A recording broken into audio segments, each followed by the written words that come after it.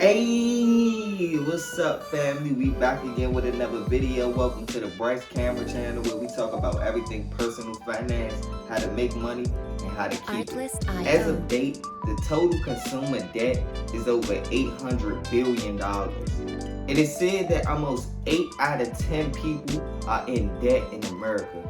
All our life, we were sold the American dream: go to college, get a good job, buy a nice car, have 2.5 kids, buy a house with a white picket fence, and then retire.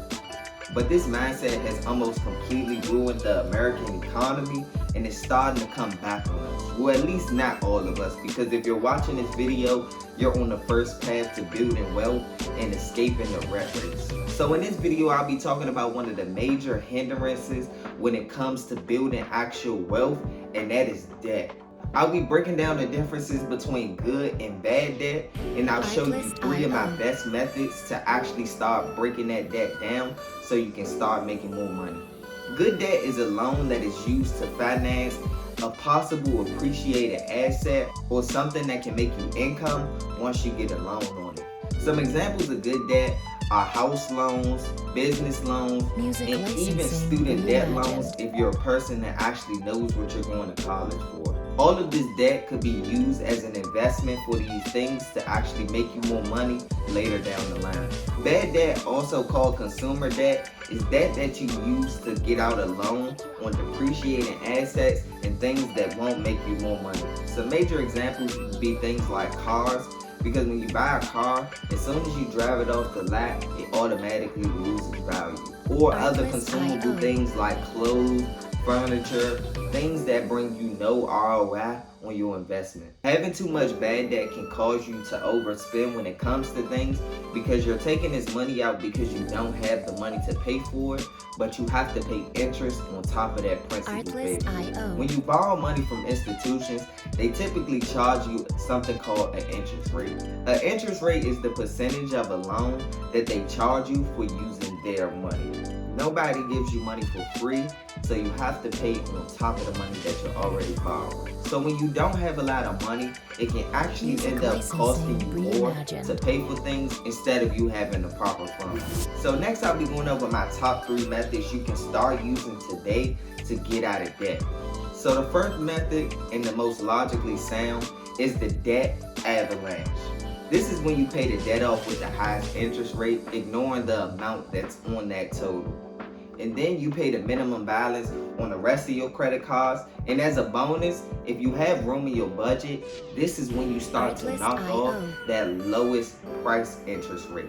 If you have a credit card with $1,000 limit and you spend it all with a 20% interest rate versus a $10,000 car loan, which only has a 3 to 4% interest rate, you would like to pay that credit card off first, because it will cost you more in the long run. My second method, and one of the most easiest on the mind concepts, is called the debt snowball. This is when you pay off all the smallest balance debt you have and just pay the minimum balance on any other debt you have. So no matter how high the interest rate is, you're paying off the smallest debt possible.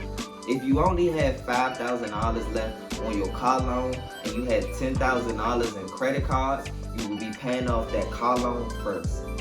The pros of this method is it brings confidence to you, and it makes you feel like you're actually making progress because you're able to knock off debts faster.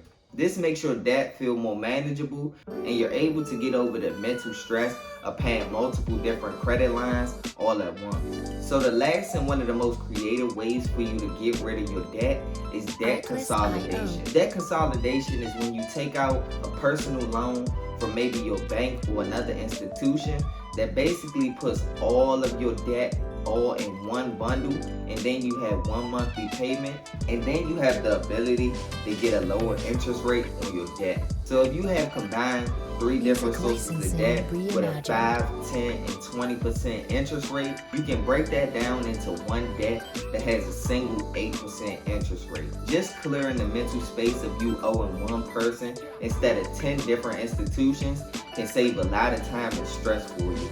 One of the major things you need to be aware of when you're going down this path is that if you do have bad credit, your interest rate might be higher than somebody that has a lot of debt but credit is still okay. If the interest rates are too high for your personal bank, then you're able to go to outside institutions, but they do tend to charge more and the convenience isn't the same. So with that being said, you guys, that's all I got for the video today. I really hope you learned something about how to start breaking down your debt so you can start putting all your income towards your future dreams. Whatever situation you may be in, no matter how much debt you have, it's possible to get out.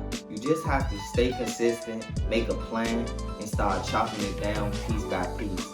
Just remember, you didn't get in this debt overnight, so it will take time to get out of it and keep getting better one day at a time.